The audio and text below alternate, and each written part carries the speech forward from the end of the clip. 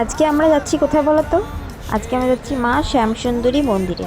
তো এটা হচ্ছে সুকিয়া স্ট্রিটে, হোমিওপ্যাথিক যে ডাক্তারখানাটা আছে তার পাশের যে গলিটা, ওই গলির মধ্যেই।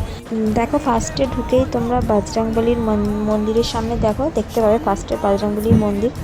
দেন তারপর ওখান থেকে তোমরা সিধে এগোবে, হাঁটবে, হেঁটে ডান দিকে একটা গলি পড়বে, ওখান থেকে লাইন স্টার্ট হবে। এইখান থেকে আমরা মানে ধূপকাঠি মোমবাতি নিয়েছিলাম, আর বাকি ফুল মালা সব আমাদের পাড়া থেকেই নিয়েছিলাম, কিন্তু তোমরা এখান থেকেও নিতে পারো, তো অন্য জায়গা থেকেও নিয়ে আসতে পারো।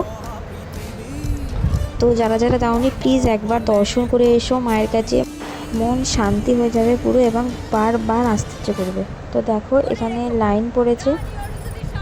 আর মা শ্যামসুন্দরী মাকে তোমরা হয়তো জানোই, জীবন্ত মা কালী বলা হয়। তো একবার প্লিজ তোমরা যারা যারা যাওনি এখনও, আর ঘুরে এসো। তো দেখো মায়ের দর্শন করে নাও তোমরা। তো আমরা মন্দিরে ঢুকলাম, দেন এই মায়ের দর্শন করো। দেখো কি মিষ্টি মুখটা মায়ের। জয় মা শ্যামসুন্দরীর জয়, সবাই বলো। দেন আমরা এখানে ভোগের লাইনে দাঁড়িয়েছিলাম, তো এখানে ভোগ দিচ্ছিল। তো 12টা, 12:30, 1টা নাগাদ ভোগ দেয়। 12টার পর ভোগ আরতি হয়, দেন 1টার পর থেকে ভোগ দেয়।